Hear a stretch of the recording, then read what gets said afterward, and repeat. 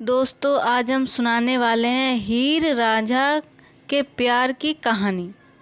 यह कहानी उस समय की है जब भारत और पाकिस्तान एक देश हुआ करता था और तब ये दोनों देश विभाजित नहीं हुए थे। तब चुनाव नदी के किनारे तखत हजार नाम गांव में रांझा जनजाति के जाट परिवार में एक लड़के का जन्म हुआ।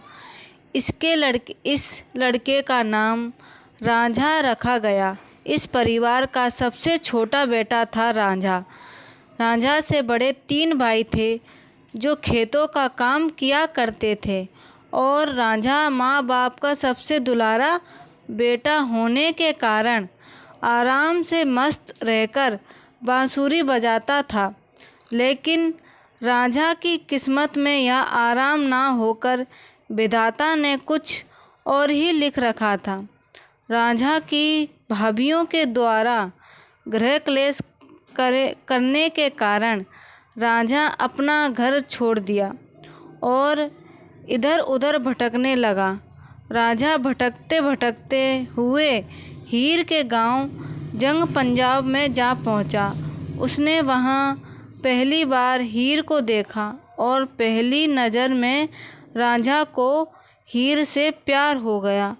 हीर सियाल जनजाति में पैदा हुई एक अमीर परिवार की लड़की थी और जब हीर ने जवान नवयुवक रांझा को देखा तो हीर भी उसे अपना दिल दे बैठी।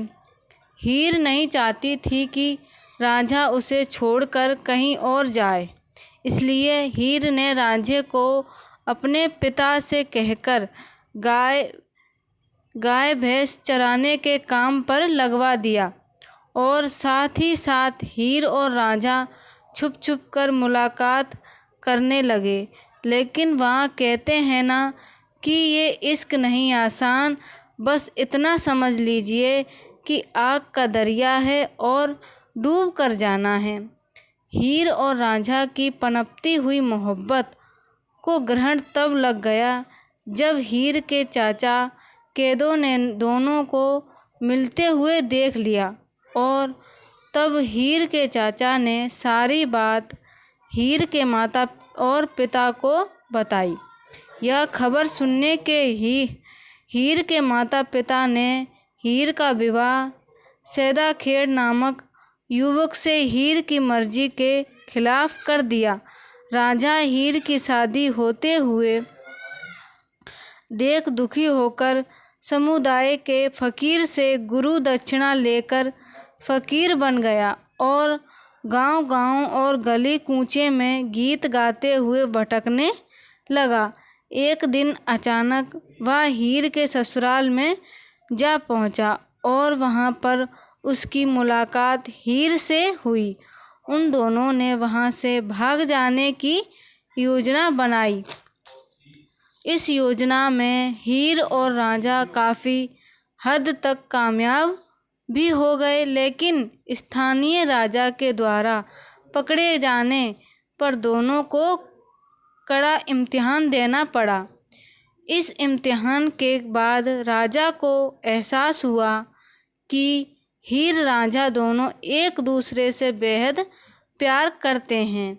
इसके बाद राजा ने हीर का विवाह रांझा के साथ करने का आदेश दे दिया, लेकिन हीर की खुशी हीर के चाचा से बर्दाश्त नहीं हुई। अंत वही हुआ जिसका डर था। शादी के दौरान हीर का चाचा हीर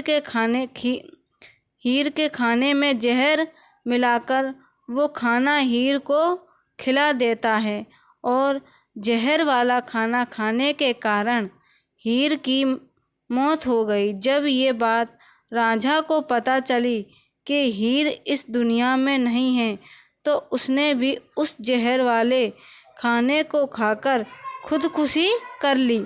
और इस कहानी का अंत भी बाकी प्रसिद्ध प्रेम कहानियों की तरह बेहद दुखद होता है।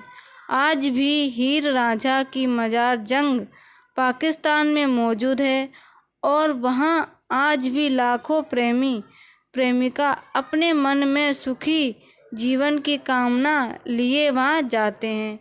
तो दोस्तों, इस कहानी से आपको कुछ सीखने को मिलता है तो लाइक करना, शेयर करना और चैनल को सब्सक्राइब ज़रूर करना, क्योंकि आने वाली जो कहानियाँ हैं वो आपके पास सबसे पहले पहुँचे।